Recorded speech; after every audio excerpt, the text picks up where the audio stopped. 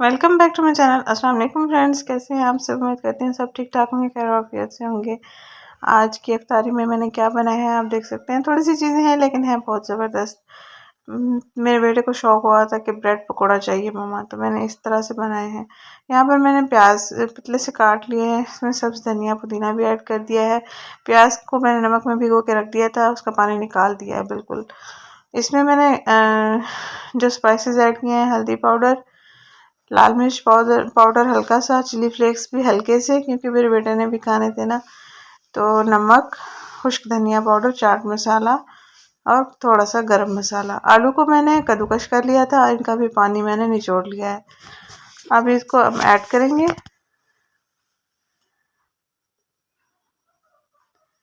सब्जियों का पानी बिल्कुल नहीं होना चाहिए।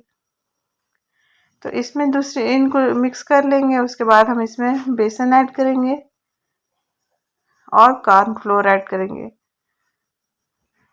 1 चम्मच के बराबर मैंने इसमें कॉर्नफ्लोर ऐड किया है और बेसन हमने इसमें हस्बे ज़रूरत ऐड करना है ताकि हमारा एक अच्छा सा पेस्ट तैयार हो सके।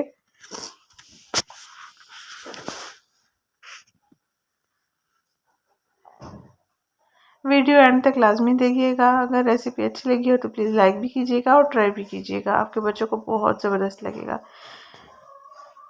बस इनको हाथ की मदद से, चम्मच की मदद से अच्छे से मिक्स कर सकते हैं आप। सबसे पहले आपने अच्छे से मिक्स कर लेने के बाद आपने इसमें हस्बे ज़रूरत पानी ऐड करना है ताकि अच्छा सा हमारा मिक्सचर तैयार हो सके। इसके साथ मैंने ये बना के रख दिया था, पानी अभी ऐड नहीं किया। ये ब्रेड लेना है, ब्रेड को आपने इस तरह पीसेस में काट लेना है और तवे पर हल्का हल्का ऑयलिंग करके गरम कर लेना है।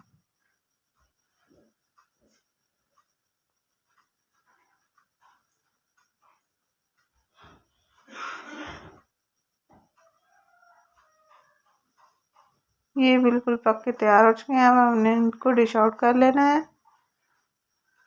और अगला जो स्टेप है हमारा वो ये है, जो हमने मिक्सर तैयार किया है वो इसके ऊपर लगा के फ्राई करना है।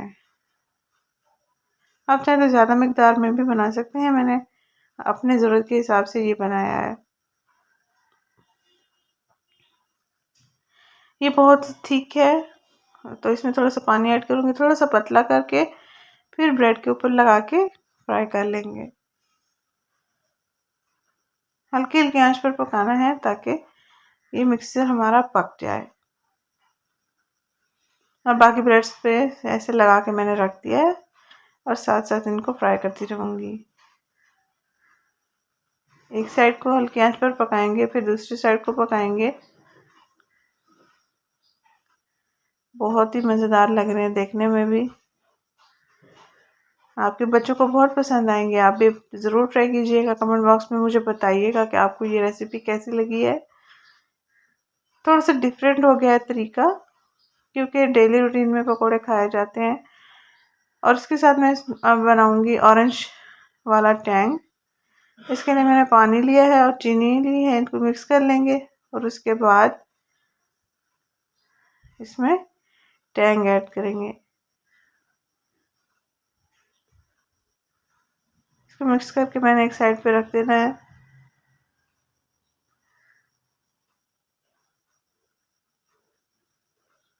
सिंपल सी इफ्तारी है, ज़्यादा कुछ खाया पिया भी नहीं जाता। और यहाँ पर जो मिक्सचर बच गया था उसके मैं पकोड़े बना रही हूँ।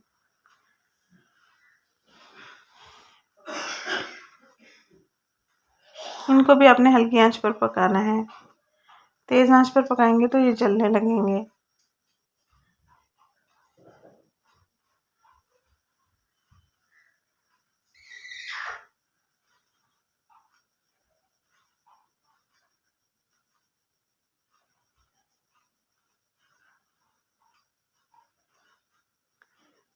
बहुत ही ज़बरदस्त हमारी इफ्तारी तैयार होने वाली है। सालन वगैरह मैं कुछ नहीं बनाती क्योंकि रोटी खाई नहीं जाती, तो पकोड़ों के साथ अम्मी ने रोटी बना दी थी, वही फिर हमने खा ली थी। रायता भी था, चटनी भी थी।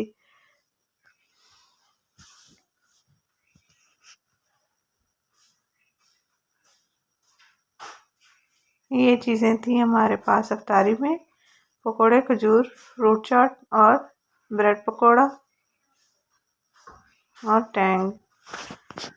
वीडियो कैसी लगी आपको कमेंट बॉक्स में ज़रूर बताइएगा। वीडियो को लाइक करना मत भूलिएगा। मिलते हैं नेक्स्ट वीडियो में। Thank you. अल्लाह हाफिज़।